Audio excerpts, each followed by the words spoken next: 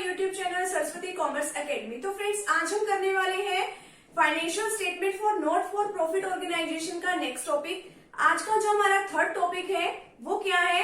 Difference between not for profit organisation and profit earning organisation. जैसे कि इनके name से क्लियर हो रहा है कि एक तो है नॉन फॉर प्रॉफिट ऑर्गेनाइजेशन यानी कि जो प्रॉफिट ही नहीं अर्न कर रही, और दूसरी है प्रॉफिट अर्निंग ऑर्गेनाइजेशन जो कि प्रॉफिट अर्न कर रही है। एक तो पहला तो डिफरेंस इसके अंदर यही होता है, ठीक है, सिंपल सा। तो आज हम इसी तरीके से इसके और डिफरेंसेस के बारे में भी डिस्कस करेंगे। तो उससे पहले फ्रेंड्स, अगर आप चैनल पर न्यू है तो चैनल को सब्सक्राइब कर दीजिए, वीडियो को लाइक कर दीजिए एंड बेल आइकन को प्रेस जरूर कर दीजिएगा ताकि आपको आगे आने वाली वीडियोस का नोटिफिकेशन मिलता रहे। तो ये वीडियो जो है बहुत शॉर्ट होने वाली है, तो आप इसमें फटाफट से समझ लीजिए।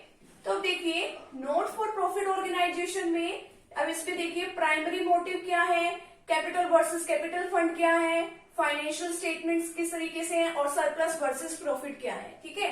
तो अब हम इसमें वन बाय वन इसको डिस्कस करते हैं। प्राइमरी मोटिव, प्राइमरी का मतलब क्या होता है? सबसे पहला मोटिव क्या होता है, यानी कि किस बात को ये प्रेफरेंस देना चाहेंगे, कौन सा मोटिव रखेंगे कि जिसको ये चाहते हैं कि ये हमारा फर्स्टली तो ये पूरा हो। नॉट फॉर प्रॉफिट ऑर्गेनाइजेशन है। अब देखिए, इसका पहला मेन मोटिव ये तो होगा नहीं कि हमें प्रॉफिट अर्न करना है।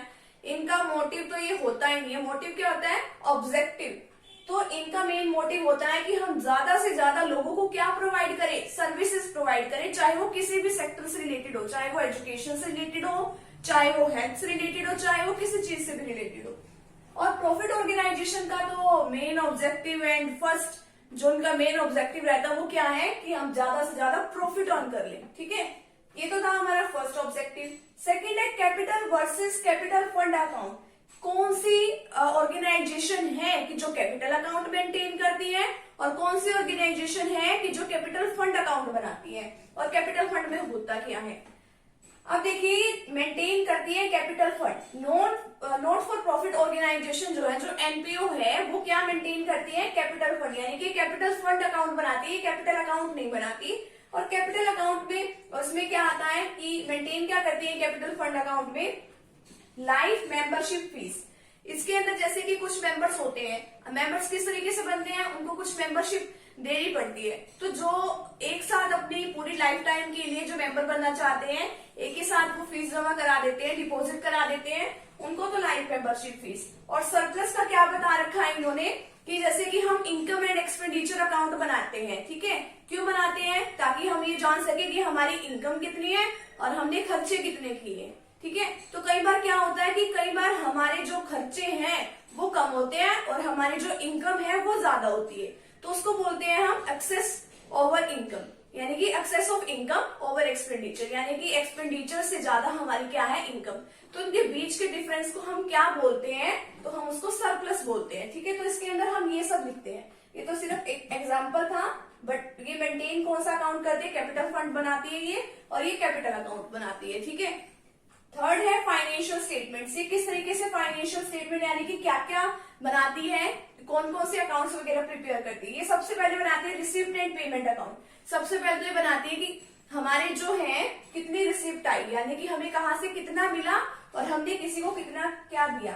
इनकम एंड एक्सपेंडिचर अकाउंट, हमारी इनकम कितनी है, हमने कितने खर्चे किए, ठीक है। और नेक्स्ट है बैलेंस शीट। बैलेंस शीट वो बनाती है कि फाइनेंशियल प्रॉफिट्स यानी कि फाइनेंशियल पोजीशन जानने के लिए। अब ये कौन से अकाउंट बनाती है?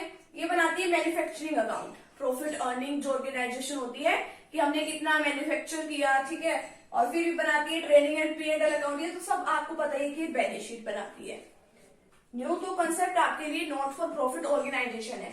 अब नेक्स्ट देखिए सरप्लस वर्सेस प्रॉफिट। सरप्लस किसको बोलते हैं, प्रॉफिट किसको बोलते हैं? अब जो नॉट फॉर प्रॉफिट ऑर्गेनाइजेशंस होती है उसके अंदर हम क्या बनाते हैं?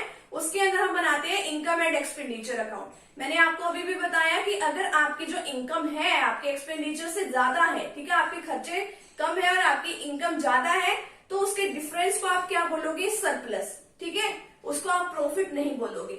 और जो ये हमारी प्रॉफिट अर्निंग ऑर्गेनाइजेशन होती है उसके अंदर हम क्या बोलते हैं? अगर हम प्रॉफिट एंड लॉस बना रहे होते हैं, अगर हमारे पास की जो डेबिट साइड में और क्रेडिट साइड होती है, ठीक है, उसके अंदर अगर हमारी इनकम ज्यादा होती है और हमारे खर्चे कम होते हैं तो उसको हम क्या बोलते हैं? प्रॉफिट बोलते हैं। बट इसके अंदर हम क्या बोलते हैं? उसको सरप्लस। और एक और दे रखा है डेफिसिट। डेफिसिट क्या होती है?